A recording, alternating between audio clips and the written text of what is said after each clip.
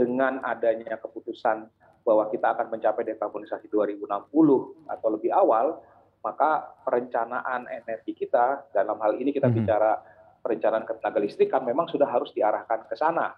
Apalagi sudah ada rencana dari PLN juga dan juga dari pemerintah untuk mulai melakukan phase out PLTU secara bertahap ya. Phase out itu tidak sekonyong-konyong tapi secara bertahap. Kalau kita lihat rencana PLN itu sudah dimulai 2025 dengan PLTGU ya, dan juga PLTU yang tua.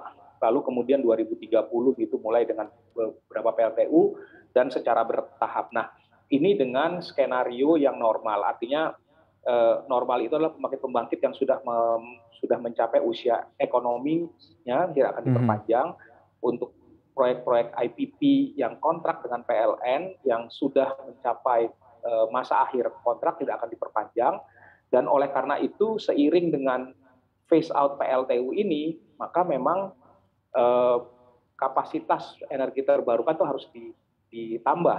Nah, kalau kita lihat sekarang di dalam RUPTL yang baru diluncurkan kemarin, itu kan akan bertambah sampai dengan 10 tahun ke depan 20,6 giga, dengan mempertimbangkan bahwa pada 2025 dan 2030 itu beberapa pembangkit thermal sudah akan dipensiunkan begitu.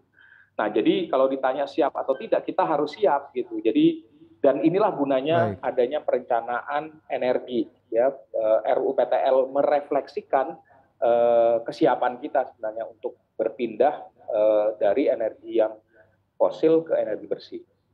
Baik, ini masih terkait dengan kesiapan sendiri, Pak Fabi. Kita perlu juga melihat kondisi global di mana ada Eropa dan juga China yang sedang dilanda krisis energi. Nah, untuk menghindari risiko adanya krisis energi nantinya dan di tengah transisi Indonesia yang sedang berekspansi begitu, membangun ibu kota baru dan lain sebagainya, apa yang perlu kemudian dilakukan oleh negara kita ini untuk menghindari risiko adanya krisis energi di tengah ekspansi ini?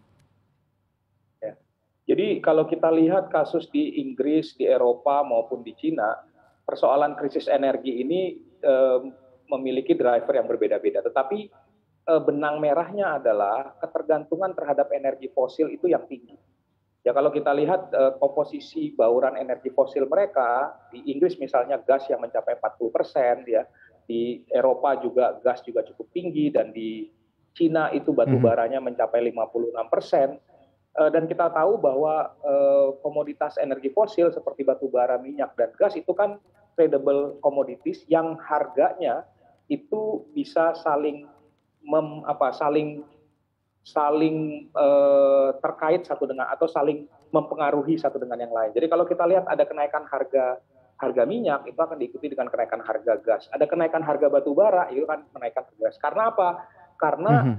ketiga jenis energi fosil ini yang dipakai untuk, baik itu untuk pembangkitan tenaga listrik maupun untuk, kalau di Eropa dan di Cina itu untuk heat juga ya, baik itu heat untuk sektor residensial maupun juga heat untuk industri dan komersial. Jadi penggunaannya cukup beragam gitu. Nah, sementara kalau dengan bauran energi terbarukan yang lebih besar, sebenarnya tidak dampak dari volatilitas harga komoditas energi fosil itu tidak akan terlalu berdampak. Jadi menurut saya yang harus dilakukan oleh Indonesia ya mendorong agar energi terbarukan itu bisa meningkat. Nah, ini memang menjadi PR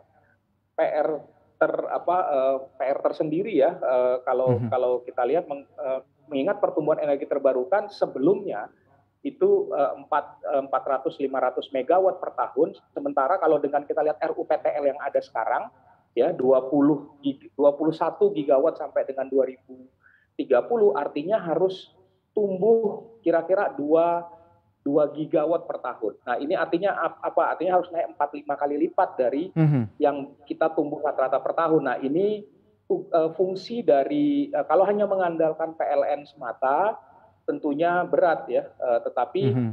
yang harus juga didorong adalah investasi swasta, karena swasta yang punya capital ya untuk bisa membangun nanti pembangkit energi terbarukan itu.